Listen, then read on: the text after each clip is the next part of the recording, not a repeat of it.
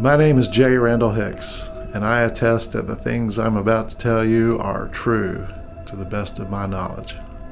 In my junior year of college, two of my classmates and I went in together to rent a house near campus, and it was another guy and another girl and myself, and we went in together and we rented this house, and it had 3 bedrooms and a nice big living room downstairs and a enclosed front porch, and it was great, and the price was great too, so it was a great place for us to live. And we moved in and started school, and we were there just about 5-6 weeks when we began noticing that the water in the bathroom, we would come home from class and find that it had been turned on pretty wide open. It was pouring water out of the faucet. We didn't. We all assumed that it was one of our roommates that had been turning the water on and forgetting to turn it off or something, or maybe there was something wrong with the faucet itself. But eventually it didn't take long for us to start, mentioning to each other, "Hey, quit leaving the water on, turn the water off before you leave the house," something along those lines. Everybody denied that they had left the water running in the sink, but we would frequently come home from class and find the water had been turned on. At any rate, my 2 roommates, Shannon and Skippy, were theater majors, and they had a rehearsal at the theater on campus. And I was alone by myself in the house one evening, sitting on a couch and watching television. Now, the wall on the other side of the television, or what was actually behind the wall of the television, was a staircase that went up to the 2nd floor. You went up a flight of stairs to a landing and then turned 180 degrees and went up the rest of the way to the 2nd floor. And standing on the landing, there was a large pane window. We had no curtains or blinds on that window, but it did. You could look right onto the house next door from that window. And when the light was turned on in the hallway at the top of the stairs, at night, the light from the hallway would shine through that window on the landing and kind of project the light onto the house next door. So if anyone was walking up and down the stairs, you could see their shadow passing the light on the house next door. So as I was sitting there by myself watching television, apropos of nothing, I look out the window and I see a shadow pass by that window as if somebody is walking up my stairs. And as soon as it occurred to me that there was nobody in the house except for me, the water in the bathroom was turned on upstairs. It was a little startling, but I got up immediately and went upstairs to the bathroom and to shut the water off, and it was all the way on. I had to turn the faucet 4 or 5 times to shut the water off. I left the bathroom and walked back down the hall towards the stairwell when I passed through a cold spot in the hallway. When I say cold spot, it was extremely noticeable, chilling cold area that I walked through, like walking into a refrigerator cooler. I went downstairs. I had turned every light on that I could find, turned the TV way up, and sat on the couch waiting for my roommates to come home so I could tell them what had happened. As I did, they all began describing moments when they had been in the house by themselves and had noticed the water coming on when no one else had been in the house. And they had all had similar experiences, but nobody had recalled ever seeing a shadow or anything. But my one roommate, Skippy, did talk about passing through a cold spot on the stairwell or at the top of the stairs from time to time.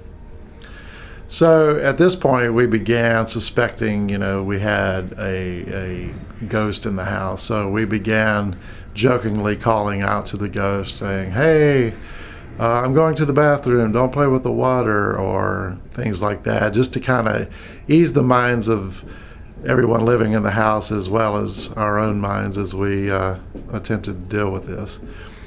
Another thing that began occurring in the house was a poster that my roommate Shannon had purchased in New York. It was a poster of the renovation of the Statue of Liberty with orange scaffolding all up and down the Statue of Liberty. Now, this was mounted into a cheap cardboard frame that had two ways to hang. It had a cardboard tab that you could pull out and hang on a nail in a long portrait style, or it could hang on another cardboard tab in a landscape style. But since it was a poster of the Statue of Liberty, it was intended to hang portrait style up and down. And so it there was a nice space to fit that poster in the stairwell landing of the house. And then we began noticing that the poster had moved from being hung portrait style to being hung landscape style. We would notice this when we would come home for class, or when we would be leaving and coming down from our bedrooms during the day. We would notice that this poster would be hanging wrong, and one of us would, take it off the nail and turn it and move it and hang it the right way. It was Shannon's poster, and she began getting really annoyed, thinking that it was either me or my roommate that had been moving the poster off the nail. Both of us, swear to this day that we had never turned the poster except to put it back in the correct position.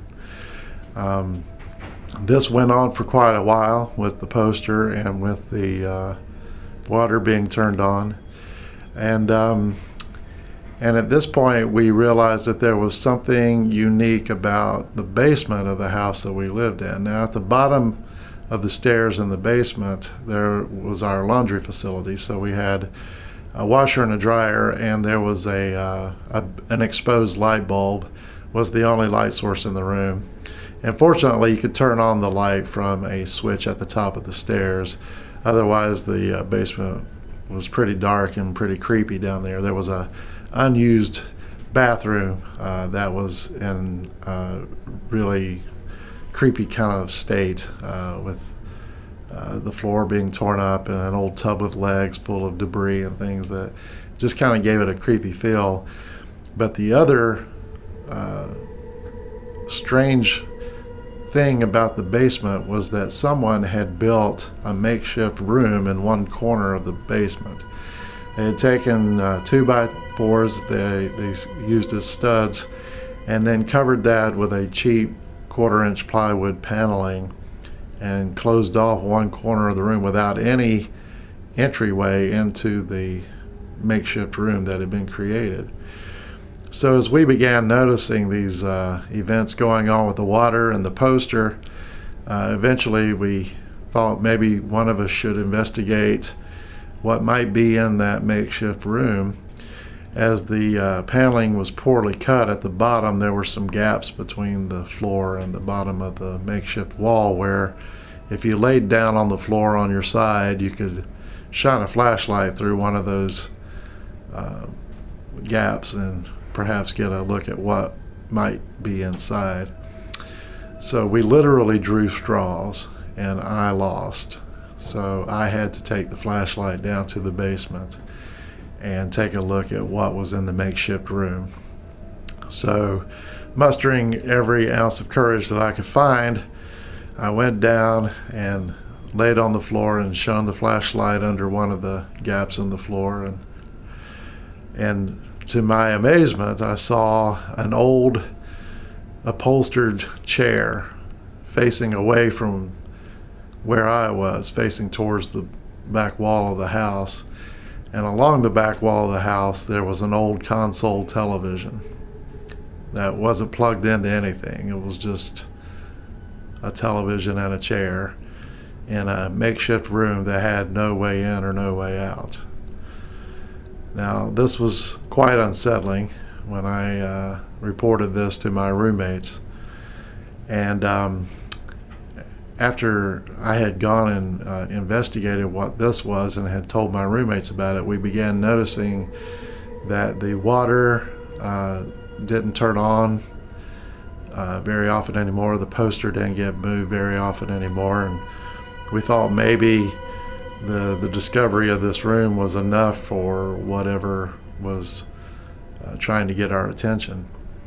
Until one night, shortly before we were getting ready to leave for spring break and were studying for the midterm exams we would be having before spring break, we were all in our separate rooms studying, and my roommate Skippy in the middle bedroom was reading. Now, over Skippy's head, he had installed a heavy wooden bookshelf that he kept some of his books on over his bed. And it was, a type of bookshelf where you had to put wall anchors in, some substantial screws, and then set the bookshelf into the screws to keep it mounted to the wall. As we were all studying in our separate rooms, suddenly the water came on in the bathroom. And Skippy, being a little disturbed by the sudden event, shouted out a cuss word towards the spirit in the house and said, "Hey, I'm trying to study in here." And no sooner had the words left his mouth than the bookshelf over his head flew off the wall across the room and crashed into the wall opposite, creating a large gash in the wall and spilling the books and shelf everywhere. Shannon came out of her room. I came out of my room to see if everyone was okay, and Skippy was as white as a sheet, and we all decided that we would sleep downstairs together in the living room and not venture back upstairs. After the next couple of days of doing that and our finals were over, we went away on spring break, and then we began looking for other arrangements for living because we had no more interest in staying in this house. I have to this day no idea whatever happened to any other tenants or what else might have gone on in that house after we left, but that experience was enough to convince me that there are things that we don't quite understand about the afterlife.